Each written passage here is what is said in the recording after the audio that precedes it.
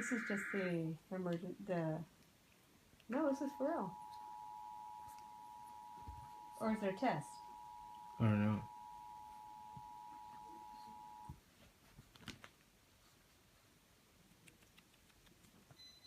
The following message is transmitted at the request of the United States government. NORAD has detected the launch of 4 nuclear missiles from North Korea. They are headed for 3 targets on the west coast of the continental United States. Seattle, Portland, and Los Angeles. What?